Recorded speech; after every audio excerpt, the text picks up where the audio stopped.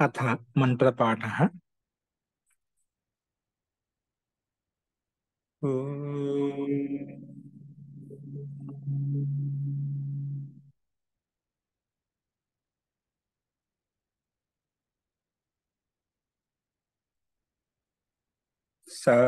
सहनाववतु सहनौ भुनक्तु सह वीर्यं करवावहै तेजस्विनावधीतमस्तु मा विद्विषावहै।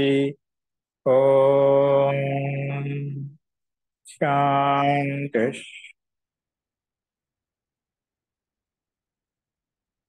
शान्तिः।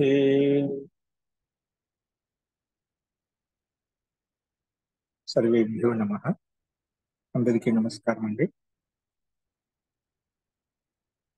మనము ప్రౌఢ రచనానువాద కౌముదిలో 26వ అభ్యాసం వరకు మనం చెప్పుకున్నాం.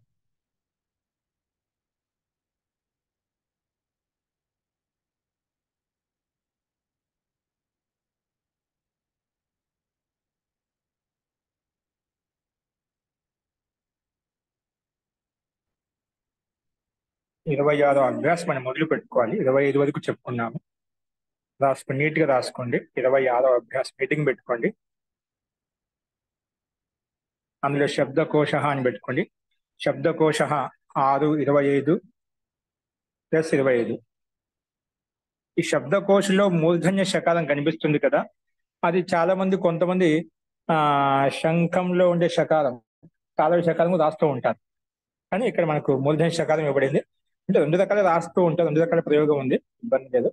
కానీ ఇక్కడ మటుకు ఎలా ఉందో అలాగే రాస్తుంది. శబ్దకోశ 625 శబ్దాలు చెప్పుకున్నాము. ఈ అభ్యాసంలో 25 శబ్దాలు జోడించినట్లయితే మొత్తం 650 శబ్దాలు అవుతాయి. ఫస్ట్ అందులో శబ్దకోశ ఇది పెట్టుకోండి.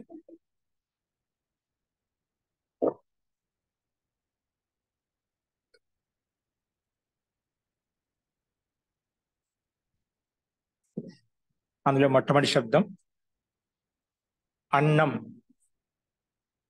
మొట్టమొదటి శబ్దం వచ్చి అన్నం. అన్నం అంటే అన్నము.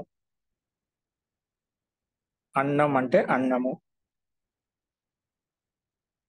రెండవ సస్యం. రెండో శబ్దం ఏంటి? సస్యం. సస్యం.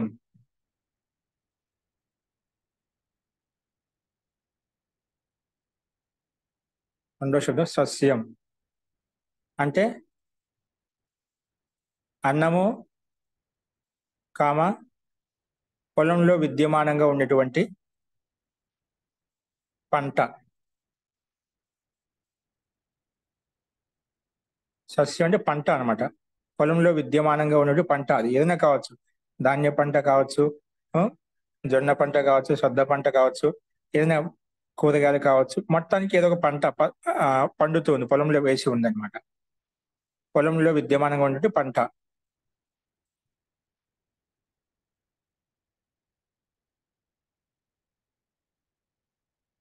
నెక్స్ట్ రాసుకోండి.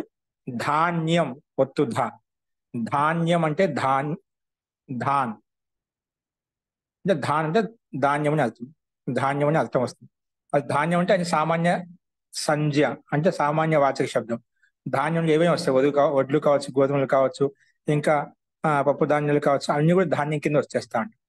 తినటానికి ఉపయోగపడేటువంటి ధాన్యాలు ఏవైతే ఉన్నాయో అవన్నీ కింద సామాన్యంగా ధాన్యం శబ్దం ప్రస్తావించుకుంటాం. ధాన్యం అంటే ధాన్యము అంటే పొట్టు సహితంగా. ధాన్యం ఎలా ఉంటుంది? పొట్టు. ఇప్పుడు వడ్లు ఉన్నాయి, ఆడ బియ్యంతో కాకుండా వడ్లు ఆడ పొట్టుతో సహా ఉంటుంది. ఏదైనా పదార్థం అన్ని పొట్టుతో సహా ఉంటాయట. ధాన్యము పొట్టు సహితంగా. ఈ ధాన్యం ఏదైతే ఉందో అది పొట్టు సహితంగా ఉంటుంది. ధాన్యం అంటాం. ఏదైతే పొట్టు సహితంగా ఉంటుందో దాన్ని ధాన్యం అంటాం.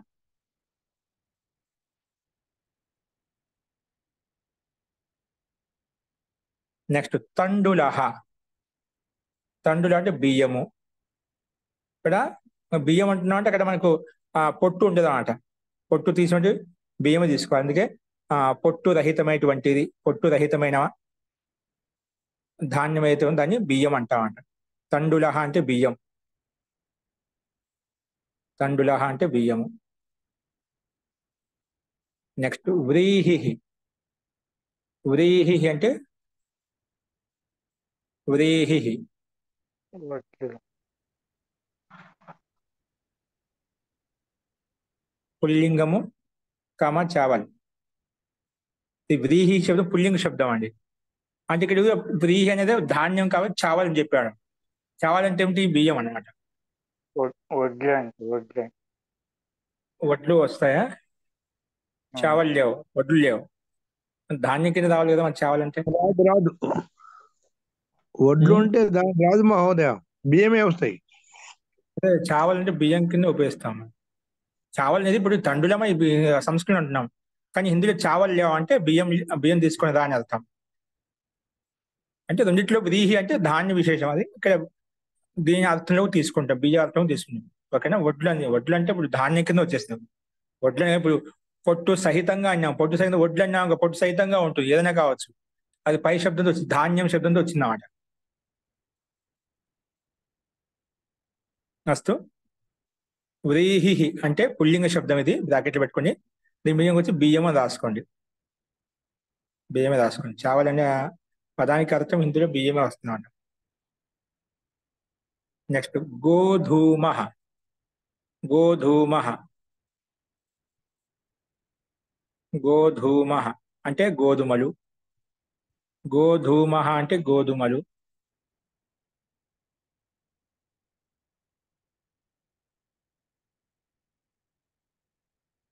గోధూమ అంటే గోధుమలు.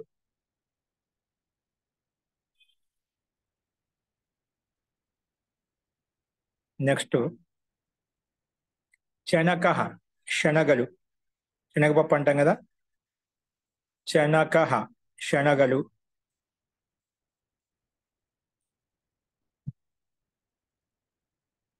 శనక, శనగలు. నెక్స్ట్ యవహ. యవహ అంటే జౌ. దీన్ని ఏమంటామంటే గోధుమల లాగానే ఉంటుంది, కాకపోతే బార్లీ అంటాం తెలుగులో మనం. బార్లీ గోధుమల లాగానే ఉంటుంది, కొంచెం పొడవుగా ఉంటుంది అన్నమాట గింజ. బార్లీ. ఇవి దీన్ని ఎక్కువ మంది దీంట్లో ఉపయోగిస్తుంటాం. ఏ దాంట్లో? మనకు ఎండాకాలంలో ఆ ఒక పిండి ఉంటుంది కదా, దాన్ని పిండి తాగుతూ ఉంటాం, చలవ పిండి అని చెప్పి. ఏంటది? అన్ని రకాల పిండి ఉంటుంది దాంట్లో, ఆ జవ్వు ఉంటాయి, అన్ని రకాల పిండితోటి మనం నీళ్ళ కలుపు. గంజినా గంజినా నేను గంజి కాదు, అది ప్రసిద్ధమైంది, అందరం తాగుతూ ఉంటాం. అది బాగా ఎండాకాలం ప్రతి ఒక్కరిని తాగుతున్నా, అన్ని పిండి పట్టించుకొని తాగుతాం, పిండి కలుపుకుంటాం దాన్ని. జావా, రాగి జావా అంటారు. రాగి జావా అది కాకుండా ఇంకో శబ్దం. బార్లీ నీళ్ళు అంటారు, బార్లీ వాటర్. అది కాదు, ఇంకో శబ్దం, మంచి శబ్దం ఉంది, అది మీకు తెలుసు. ఇది ప్రోటీన్ పౌడర్ అని అన్ని రకాల ధాన్యాలు. ఒక మంచి శబ్దం ఉంది, అది మీకు కూడా మనసుకు రావట్లేదు ఇప్పుడు, కానీ ఉంది దాన్ని నాకు సుగంధి అని వస్తుందండి. సుగంధి కాదు, మిక్స్డ్ గ్రెయిన్ పౌడర్. అన్ని రకాల పిండి కలుపుకొని మనం దాన్ని చేసుకొని తాగుతుంటాం నీళ్ళు పెట్టుకొని. ఎండాకాలం తాగుతాం, అది చలవ చేస్తుంది చెప్పి. అంటే ఇది ఒకటే జవుతూ, అదే మీరు చెప్పింది అన్ని రకాలు ఉంటాయి, సజ్జలు ఉంటాయి, రాగి ఉంటుంది, అన్ని రకాల పిండి అలా కలిపి చేస్తామని. గంజి అండి. మల్టీగ్రెయిన్ పౌడర్ అంటారు. ఇంకా ఇంగ్లీష్ అవి నిజం చెప్పుకోవచ్చు మనం. అంబల్ అంబలి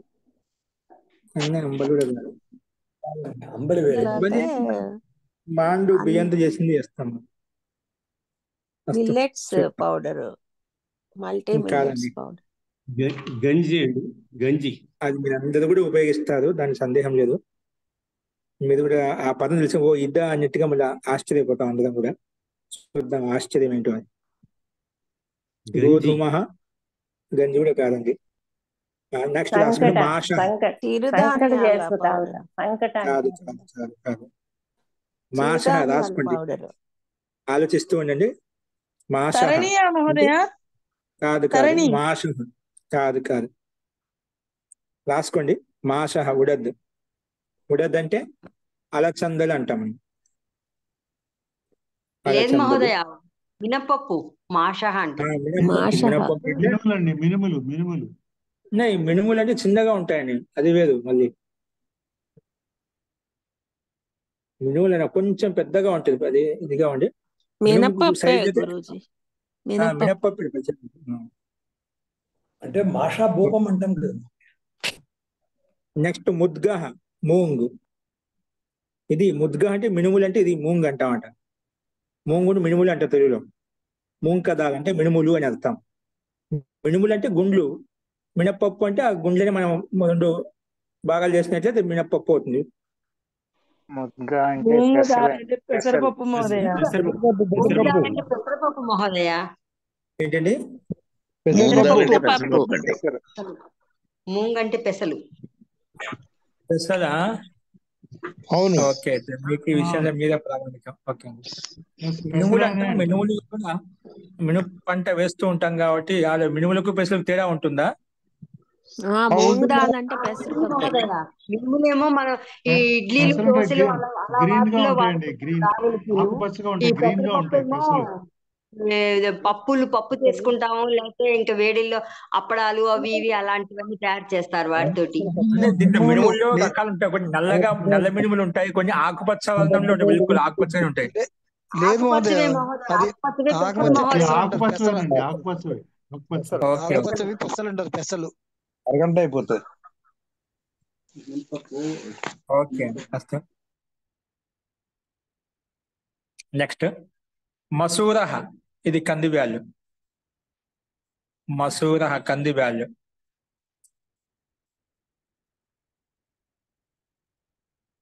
కంది బ్యాళ్ళు. సర్షపహ. సర్షపహ అంటే ఆవాలు. ఆవాలు.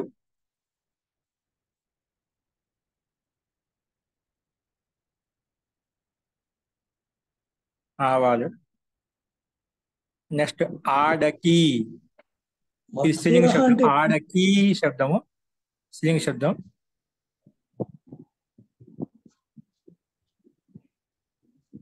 మహోదయ, మసూరహ అంటే ఏంటి మహోదయ? మసూరహ అంటే మసూర్ కదాల్, కంది బ్యాళ్ళు, కందిపప్పు. ఓకే అండి. ఆడకి స్త్రీలింగము. అర్హర్, ఇది కుల్తీ దాల్ అంటే కొద్దిగా గుండ్రంగా ఉంటుంది. అలా గుండ్రంగా అంటే గుండ్రంగా ఉంటూ కింద పైన గోలుగా ఉంటుంది అన్నమాట. కుల్తీ దాల్ చూసి ఉంటారు, కుల్తీ అంటే. కుల్తీ దాల్ తెలుగులో ఏమంటాం అది. అది ఎక్కువగా ఎవరికన్నా కడుపులో రాళ్ళు ఇండెక్స్ ఎలా అవుతుంది అటువంటి దాన్ని ఎక్కువ ఉపయోగిస్తుంటారు. మసూర్ దాల్. మసూర్ కుల్తీ దాల్. బఠానీ అండి, బఠానీ. గుండ్రంగా ఉండి కింద పైన గోలుగా ఉంటుంది. బఠానీ మహోదయ. బఠానీ కాదు. సిరిశెనగలు అంటారు, అదే కదా సిరిశెనగలు. కాదు. ఓకే, చెప్తా, మీకు వస్తుంది.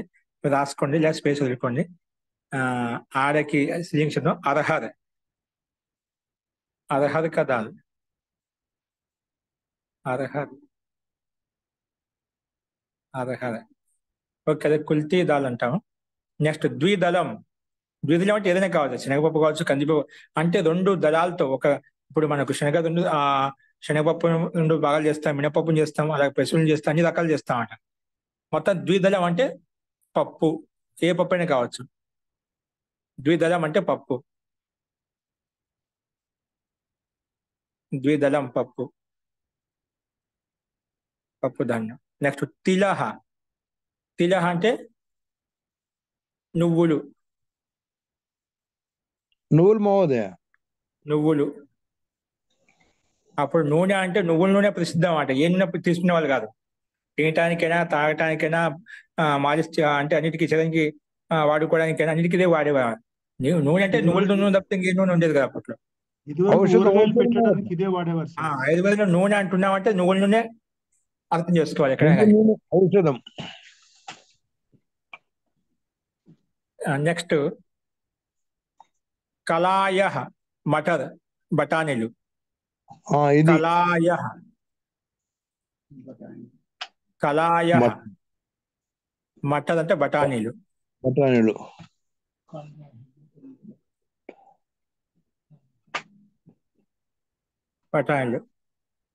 నెక్స్ట్ యవనాల జ్వార్. మీరు చెప్పేదా జ్వార్, రాగి జ్వార్ అంటామట. యవనాల అంటే జ్వార్. జ్వార్ అంటే జ్వార్ జొన్నలేమో కదండి. జొన్నలు మహోదయ. జొన్నలు తీసుకోవచ్చండి. జొన్నలు అంటే జొన్నలు కాదమ్మా, జొన్నలు అంటే జవార్ అని ఉంటారు.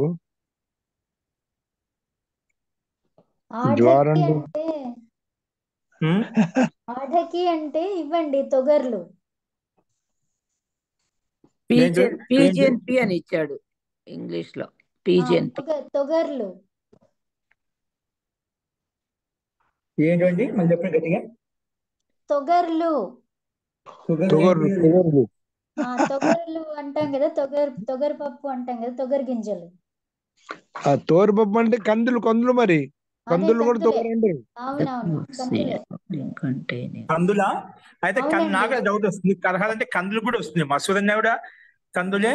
మసూద్ కదాల్. అర్హద్ అంటే అర్హద్ కదాల్ కందులే వస్తాయండి. ఇది కూడా మసూర్ అంటే అది వేరు. అది సిరిశనగ పప్పు అంటారు.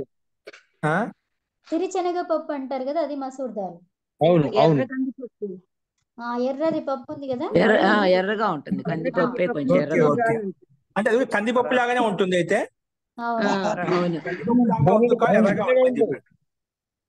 కొంచెం కలర్ తేడా ఉంటుంది మహోదయ. తేడాగా ఉంటుంది. ఎర్ర కందులు ఎర్ర కందులు మళ్ళీ కందులు పెట్టుకోసేపోతుంది. అర్హర అంటే పావురం బఠానీ అని ఇచ్చారు మహోదయ. పావురం బఠానీ. పీజీఎన్పి అండి. పీజీఎన్పి అంటారు ఇంగ్లీష్ లో. ఓకే. యవనాలు జ్వార్ అంటే ఏం చెప్పుకున్నాం? జ్వార్ అంటే ఇది మన యవనాలంటే జ్వార్ అంటే మనము ఒక గోధుమలు వేసి ఒక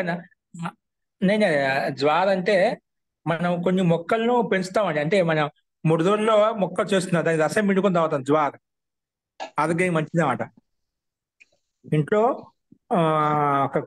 ఏదైనా ఒక క్రేట్ లో మనం అలా మట్టి మీద కొంచెం వేసుకొని 3-4 రోజులు అది మొలక వచ్చేస్తామండి బాగా. అది మన ధాన్యమైనా సరే ఏదైనా అది తాగుతుంది. జ్వార్ అంటే దాన్ని బాగా మిక్సీ పట్టుకొని తాగుతుంది, రసం తాగుతుంది పొద్దున్నే.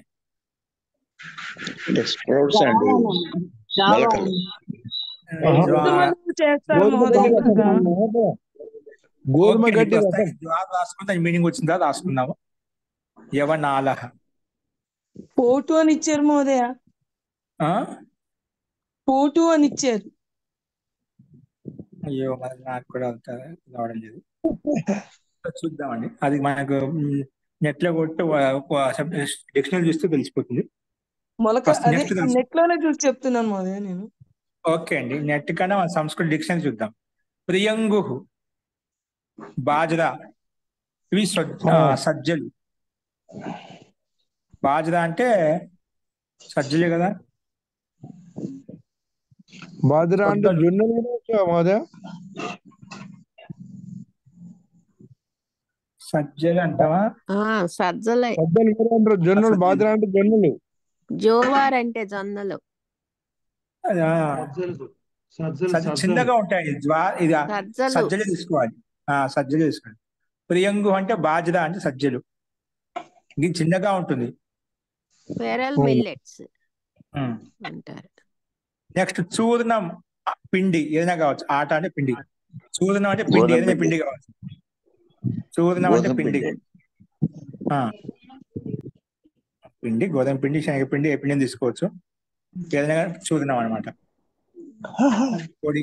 చూర్ణం అంటే పొడి, పిండి ఏదైనా తీసుకుంటాం. శనగ చూర్ణం స్పష్టంగా చెప్పచ్చు. శనగ అంటే శనగపిండి తీసుకుంటాం. శనగ చూర్ణం మనం బజ్జీలు చేసుకుని తింటూ ఉంటాం. శనగ చూర్ణం. మహోదయ ప్రియాంగు అంటే రాగులు అని ఉంది మహోదయ. రాగుల రాగు అది సొద్దలు కూడా కాదు, రాగులు. రాగుల సొద్దలు ఉంటాయి. చిన్న ఆవాల లెక్కనే ఉంటాయి. ఆయిల్ లాగా ఉంటాయంట ఆకుపచ్చ రంగులోనే. రాగులు మహోదయ. అవును, రాగులే అయితే రాగులే. రాగులు, తైదలు, సామలు. తైదలు, ఓకే, అది కూడా తైదలు కూడా అంటారు. మిలెట్స్ బాజ్రా మహోదయ, కదండి, తెలుగులో మిలెట్స్ బాజ్రా అంటారు, అని ఇచ్చాడు హిందీలో. చిరుధాన్యాలు అంటారు తెలుగులో. చిరుధాన్యాలు అంటారు తెలుగులో. ఓకే, ఉండొచ్చు బహుశా. నెక్స్ట్ చూడండి, మిశ్ర చూర్ణం అంటే కలిపిన చూర్ణం, అంటే అనేక రకాల ధాన్యపు గింజల పొడి అన్నమాట. సజ్జలు, రాగులు, అలానే జొన్నలు, జొన్న పిండి, రాగి పిండి అని కలుపుతామట.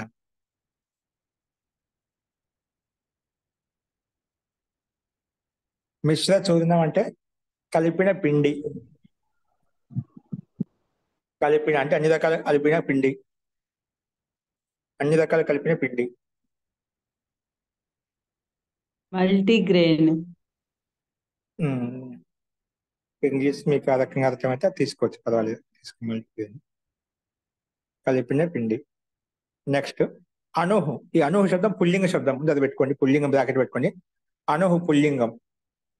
అనుహు అంటే చూడు, ఇక్కడ బాస్మతి చావల్ కోసం అను శబ్దం వచ్చింది. బాస్మతి చావల్ బాగా ఇదిగా ఉంటాయి, ఎప్పుడు మనం బిర్యానీలు ఎక్కువ వాడుతూ ఉంటాం అన్న, దానికి డిమాండ్ ఎక్కువ, రేట్ ఎక్కువ,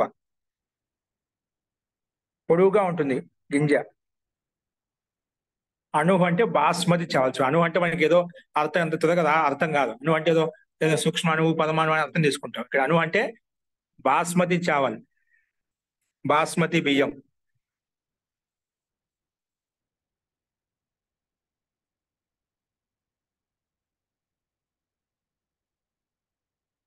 అస్తు. నెక్స్ట్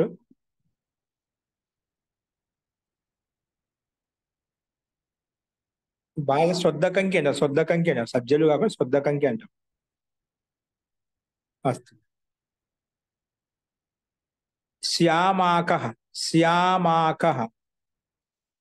శ్యామాకః. శ్యామాకః.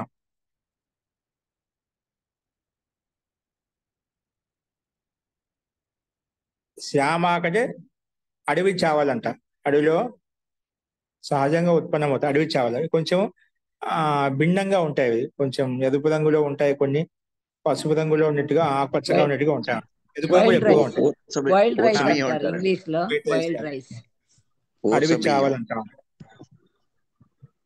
అడవి చావల్.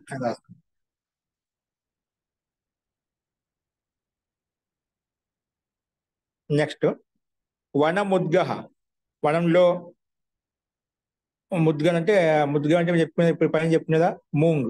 మూంగ్ కదాలు ఎలా ఉంటుంది, మినుములు అని చెప్పినా కదా, మినుము దాలి మినపప్పు యొక్క ఎలా ఉంటుందో అలాగా ఉంటుందంట. అంటే ముందు మినప గుండ్లు ఉంటాయి, ఆ గుండ్ల పగలు కొట్టినప్పుడు దాల్ అవుతుంది, మినపప్పు అవుతుంది అన్నమాట. అలాగే ఉంటాయి ఇక్కడ కూడా. ఇవి వనముద్గః. ఈ ఔషధంలో ఎక్కువ ఉపయోగిస్తాను, వనముద్గః. వనముద్గ అంటే అడవి లో ఉన్నటువంటి మినపప్పు, మినపగుండ్లు, లేదంటే లోబియా అంటే అలచందలు కదా మహోదయ హిందీలో. లోబియా అంటే హిందీలో లోబియా. ఇది లోబియా అనేది లోబియా అనేది ఇంగ్లీష్ పదం అనుకుంటా. లోబియా తెలుగు హిందీ పదం తీసుకున్నారు. లోబియా అంటే హిందీ పదం, లోబియా అలసంద హిందీ కాదండి. పదం అలచందలు. లోబియా అని కలిసి ఇంకా ఏమైనా రావచ్చు అర్థం. అలసందకైతే రాదు. అలసంద పైన మాషా చెప్పుకున్నాం కదా, అది ప్రసిద్ధం అన్నమాట అన్నిట్లో. వనముద్గ అంటే అడవిలో ఉత్పన్నమైనవి అడవి మినుములు, ఆవు పేడ అని వచ్చింది. అటవీ మినుములు.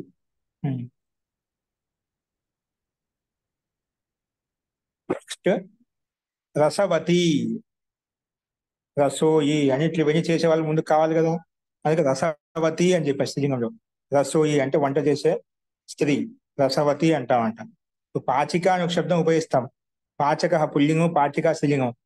అలా పాచక పాచిక అనకుండా రసవతి, రసయుక్తమైన వంటకాలు చేస్తుంది రసవతి అని చెప్పారు. రసవతి రసోయి. రసోయి ఏంటో వంట మనిషి. వంట మనిషి.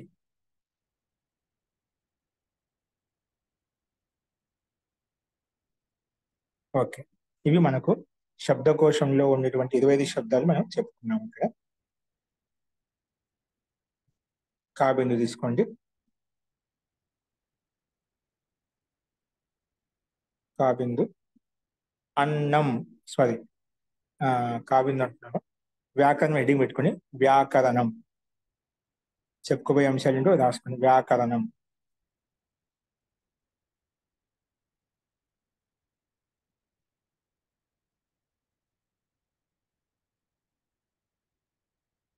పయాముచ్, జలముచ్, పయాముచ్ అనేవి శబ్దాలు అండి. ఇది పయాముచ్ శబ్దం అన్నమాట. ఇక్కడ పయాముచ్, పయాముచ్, పయోముచ్. పయోముచ్ ఉండాలనా? పుస్తకంలో అదే ఉంది. ఓకే, పయోముచ్ కరెక్ట్. కింద కూడా మనకు సంకేతం కనిపిస్తుంది. పయోముచ్ శబ్దం. జలముచ్చు, పయముచ్చు అనుకున్నాను. పయోముచ్చు. ఓకే, పయోముచ్చు కామ వణిజ్, వణిజ్, వణిజ్ లేదా, యా అంటే లేదా. పయముచ్చు కామ వణిజ్ కామ లేదా పాదాతు.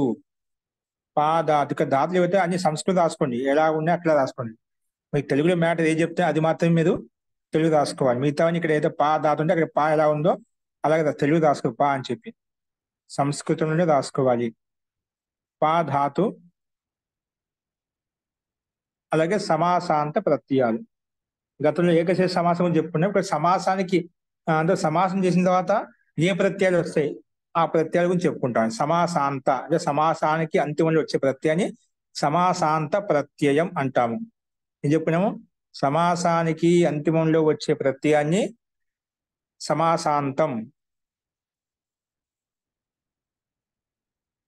ఓకే, సమాసాంత ప్రత్యయం. సమాసాంత ప్రత్యయాలు అన్నారు. సమాసాంత ప్రత్యయాలు కాదు, సమాసాంత ప్రత్యయ. సంస్కృత పదాలు కదా. సమాసాంత ప్రత్యయా బ్రాకెట్లో చేసుకోండి. పయోముచ్చు, వణిజ్ లేదా పాదాతు సమాసాంత ప్రత్యయా బ్రాకెట్లో చేసుకోండి. ఇప్పుడు ఒకటో బిందు రాసుకోండి. దాంట్లోనే పయోముచ్చు కామ వణిజ్ ఈ రెండు శబ్దాల యొక్క రూపాలను స్మరించండి. పయోముచ్ కామ వణిజ్ శబ్దాల యొక్క రూపాలను పూర్తిగా స్మరించండి. శబ్దాల యొక్క రూపాలను పూర్తిగా స్మరించండి. శబ్దాల యొక్క రూపాలను పూర్తిగా స్మరించండి.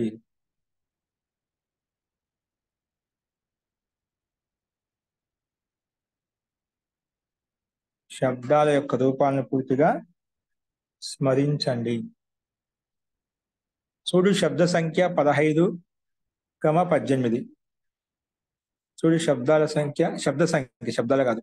చూడు శబ్ద సంఖ్య అంటే పయోముచ్చు వణిజ్ ఈ శబ్ద రూపాల సంఖ్య అంతా 15, 18 అంట. శబ్ద రూపాలు వెనక వైపున పరిశిష్టంలో క్రమంగా ఇచ్చారు 1, 2, 3 అని. అందులో ఇది 15వ శబ్దము పయోముచ్చు, 18వ శబ్దము వణిజ్ శబ్దం అనమాట. చూడు శబ్ద సంఖ్య 15, 18. 15, 18 బ్రాకెట్ క్లోజ్ చేసుకోండి. యా మరియు పాదాతు. యా మరియు పాదాతు యొక్క రూపాలను పూర్తిగా స్మరించండి. యా ధాతు మరియు పాదాతు. యా మరియు పాదాతు యొక్క రూపాలను పూర్తిగా స్మరించండి.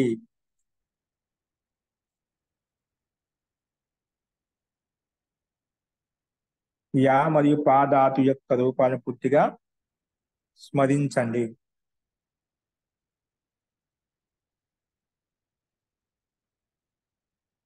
చూడు ధాతు సంఖ్య 40, 41. చూడు ధాతు సంఖ్య 40, 41. చూడు ధాతు సంఖ్య 40, 41.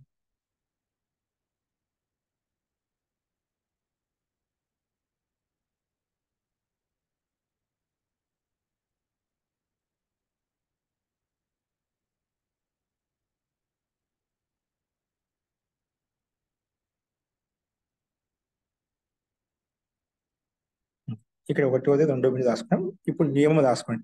నియమ 160. నియమ సంఖ్య అంతా 160. క్రమంగా నియమ సంఖ్య వస్తుంది. ఇంతవరకు 159 నియమాలు చెప్పిన 160వ నియమం. ఇంతవరకు 160 నియమాలు చెప్పినాం. 160వ నియమం. నియమ 160. నియమ 160.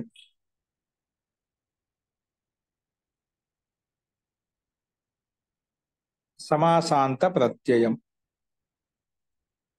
సమాసాంత ప్రత్యయం. ప్రత్యయం కదా, సమాసాంత ప్రత్యయ్. అలా ఎలాగుందో అలా రాసుకోండి. సమాసాంత ప్రత్యయ్ బ్రాకెట్లు పెట్టుకోండి. సమాసాంత ప్రత్యయం అంటే సమాసానికి అంతిమంలో వచ్చే ప్రత్యయం సమాసాంత ప్రత్యయం అంటారన్నమాట. సమాసాంత ప్రత్యయ్.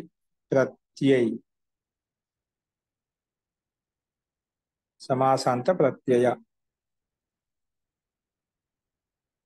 ఓకే, బ్రాకెట్లో క్లోజ్ చేసుకోండి. దీని యొక్క తాత్పర్యం రాసుకోండి.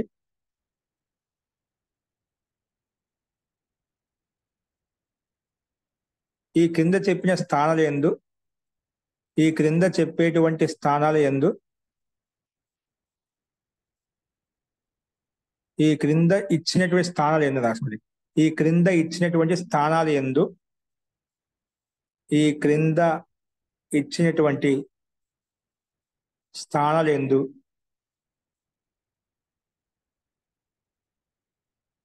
సమాసం చేసినప్పుడు ఇచ్చినటువంటి ఈ కింద రాసినటువంటి స్థానాల యందు అలా రాసుకోవచ్చు. ఈ కింద రాసినటువంటి స్థానాల యందు సమాసం చేసినప్పుడు, ఈ క్రింద వ్రాసినటువంటి స్థానాల యందు, ఈ క్రింద వ్రాసినటువంటి స్థానాల యందు సమాసం చేసినప్పుడు, సమాసము చేసినప్పుడు, క్రింద వ్రాసినటువంటి స్థానాల యందు సమాసం చేసినప్పుడు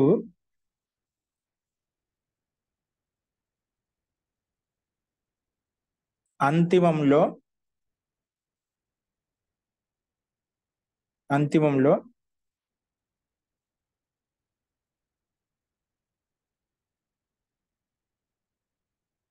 నిమ్న ఈ కింద రాసిన స్థానాల యందు, ఈ క్రింద రాసిన స్థానాల యందు సమాసం చేసినప్పుడు అంతిమంలో ఏదైనా ప్రత్యయం వస్తుంది. అంతిమంలో ఏదైనా ప్రత్యయం వస్తుంది. అంతిమంలో ఏదైనా ప్రత్యయం వస్తుంది.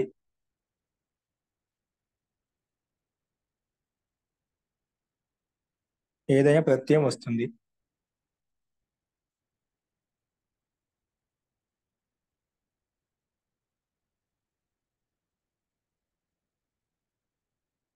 బహువ్రీహి సమాసం యొక్క పెట్టడికి ఏం రాసుకుందో, కింద రాసినటువంటి స్థానముల యందు సమాసం చేసినప్పుడు అంతిమంలో ఏదైనా ప్రత్యయం వస్తుంది.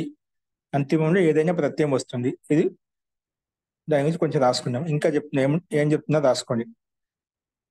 బహువ్రీహి సమాసం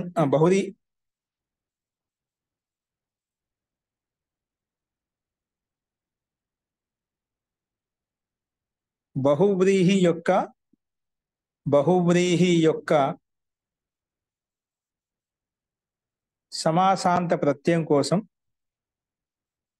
బహువ్రీహి యొక్క సమాసాంత ప్రత్యయం కోసం, బహువ్రీహి యొక్క సమాసాంత ప్రత్యయాల కోసం రాసుకోండి. బహువ్రీహి యొక్క సమాసాంత ప్రత్యయాల కోసం చూడు నియమం 151 మరియు 152. బహువ్రీహి యొక్క సమాసాంత ప్రత్యయాల కోసము చూడు నియమం 151 మరియు 152.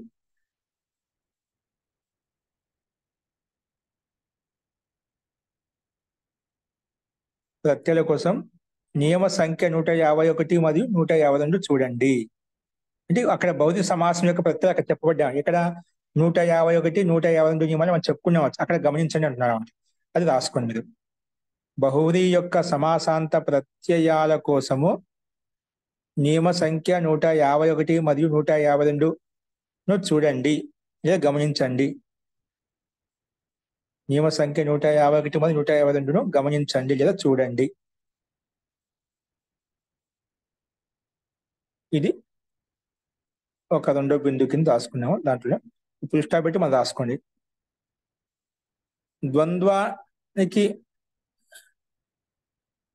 ద్వంద్వం యొక్క సమాసాంత ప్రత్యయాల కోసం ద్వంద్వం అంటే ద్వంద్వ సమాసం యొక్క ద్వంద్వం యొక్క సమాసాంత ప్రత్యయాల కోసం ద్వంద్వం అంటే ద్వంద్వ సమాసం, బహువ్రీహి అంటే బహువ్రీహి సమాసం అన్నమాట.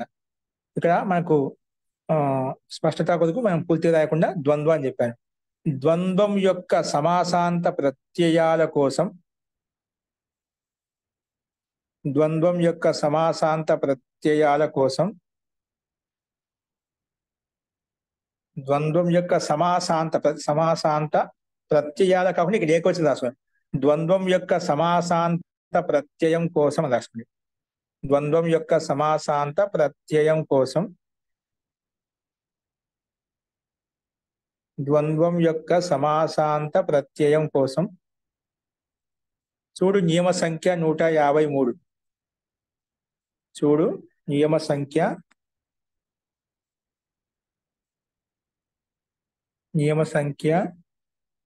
153.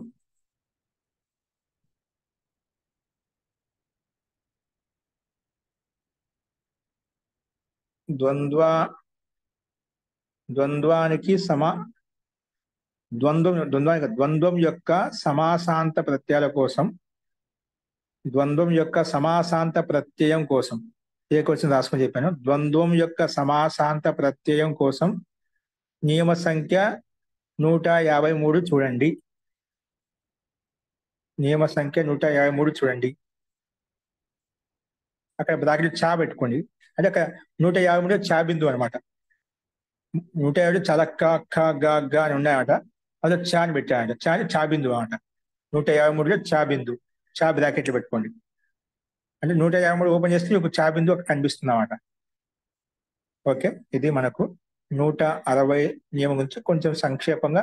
సమాసాంత ప్రత్యయాలు అంటే ఎక్కడ ఉంటాయంటే ద్వంద్వ సమాసానికి బహుళీ సమాసానికి అంతిమంలో వచ్చే ప్రత్యయాలు ఏవైతే ఉన్నాయో అవి 151, 152 అలాగే 153 నియమాలు క్రమంగా ఇవ్వబడ్డాయి. అక్కడ చూడమని చెప్పారు, అది గమనించండి ఫస్ట్.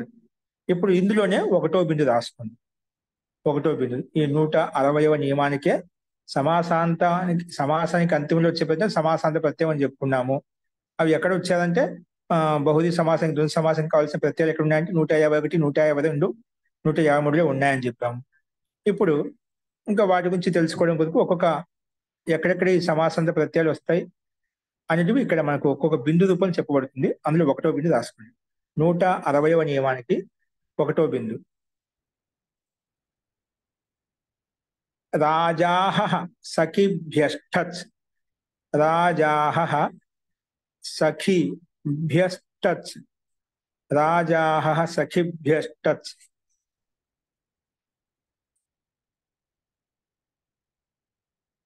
రాజాః సఖిభ్యష్టచ్.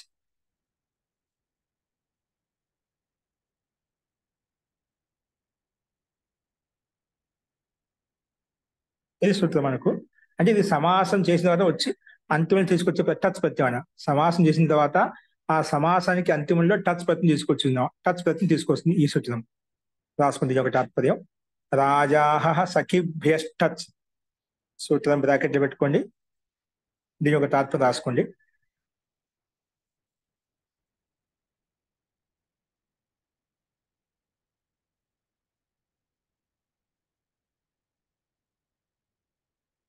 టచ్ ప్రత్యయం వచ్చిన తర్వాత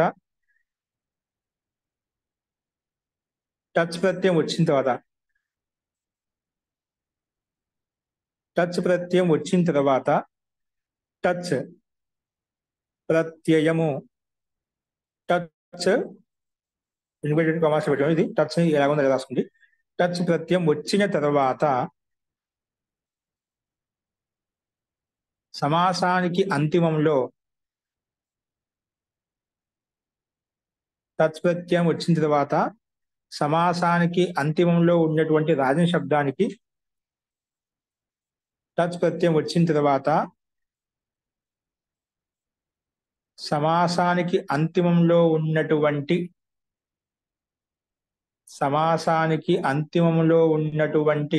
రాజన్ శబ్దానికి సమాసానికి అంతిమంలో ఉన్నటువంటి రాజన్ శబ్దానికి టచ్ ప్రత్యయం వచ్చిన తర్వాత సమాసానికి అంతిమంలో ఉన్నటువంటి రాజన్ శబ్దానికి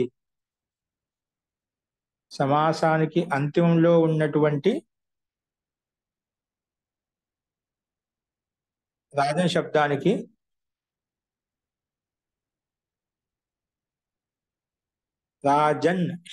రాజన్ శబ్దానికి రాజ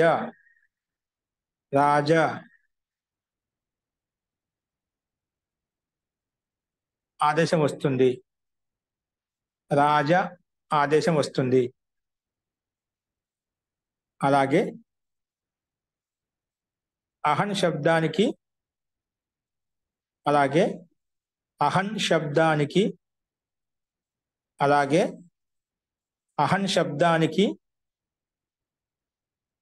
అహ లేదా అహ్న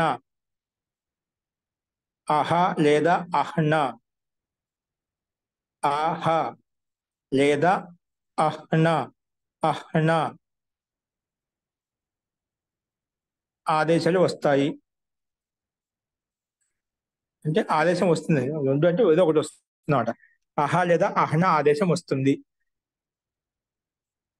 సమాసానికి అంతిమంలో ఉన్నటువంటి రాజన్ శబ్దానికి రాజ ఆదేశం వస్తుంది. అలాగే అహన్ శబ్దానికి అహ లేదా అహ్న ఆదేశం వస్తుంది. మరియు సఖి శబ్దానికి సఖ ఆదేశం వస్తుంది. మరియు ఇంకా సఖి శబ్దానికి సఖ ఆదేశం వస్తుంది. సఖి శబ్దానికి సఖ ఆదేశం వస్తుంది.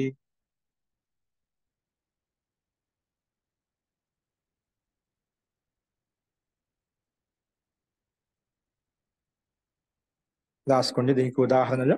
ఇంకా దానికి ముందు ఉదాహరణ రాసుకోండి. ఇప్పుడు ఏం చెప్పుకున్నాం? సమాసం చేశాము. సమాసం కనీసం అంటే 2 పదాలు లేదా అంతకన్నా ఎక్కువ ఉండాలి. 2 పదాలు చేసినప్పుడు పూర్వ పదం అంటూ ఉంటుంది, ఉత్తర పదం ఒకటి ఉంటుంది. ఉత్తర పదం ఏదైతే ఉందని అంతిమం అంటామాట. అది సమాసాంత పదం అన్నమాట. ఉత్తర పదం సమాసం చేసామాట.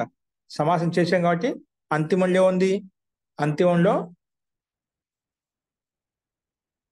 అంతిమంలో మనకి ఏముంది? సమాసానికి అంతిమంలో రాజన్ శబ్దం ఉండాలి. ఒకే సమాసానికి అంతిమంలో రాజన్ శబ్దం ఉన్నట్లయితే దానికి రాజ ఆదేశం వస్తుంది. అహన్ శబ్దం ఉన్నట్లయితే దానికి అహ లేదా అహ్న ఆదేశం వస్తుంది. సఖీ శబ్దం ఉన్నట్లయితే సమాసానికి అంతిమంలో దానికి సఖ ఆదేశం వస్తుంది. దానికి సంబంధించిన ఉదాహరణ ఎలా ఉంటే రాసుకోండి. ఉదాహరణ రాసుకోండి. మహాంచ అసౌ రాజాచ. మహాంచ అసౌ రాజా. మహాంచ అసౌ రాజా. మహాంచ అసౌ రాజా.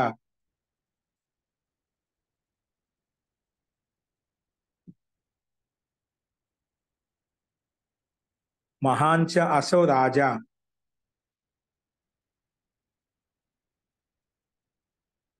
మహాంచ అసౌ రాజా is equal to మహారాజః. మహారాజః. మహాంచ అసౌ Raja మహారాజః.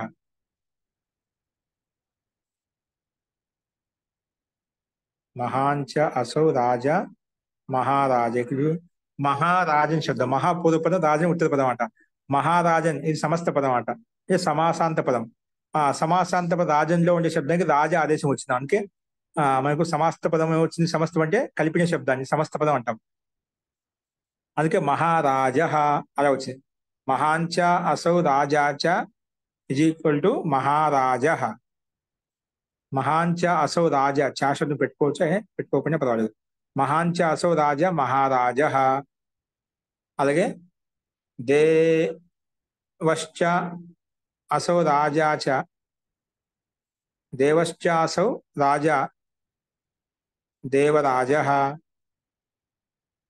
देवश्चासौ Raja देवराजः देवश्चासौ Raja देवराजः next उत्तमम् अहः नेक्स्ट उदाहरण उत्तमम् अहः उत्तमाः उत्तमम् अहः इज इक्वल टू उत्तमाः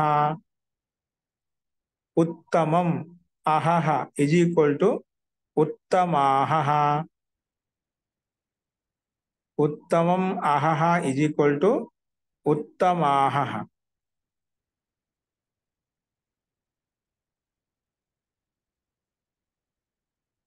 कृष्णस्य सखा कृष्णस्य सखा कृष्णसखः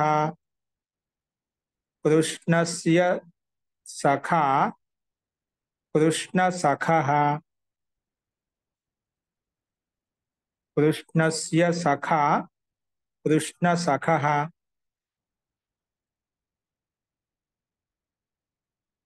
कृष्णस्य सखा कृष्णसखः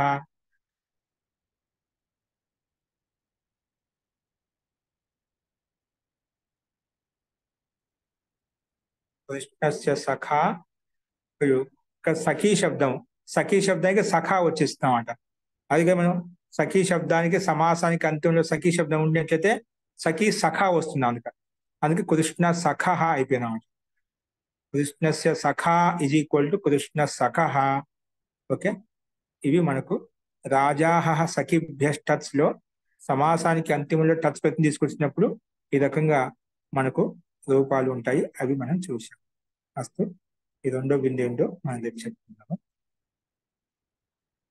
అస్తు శాంతి పాఠ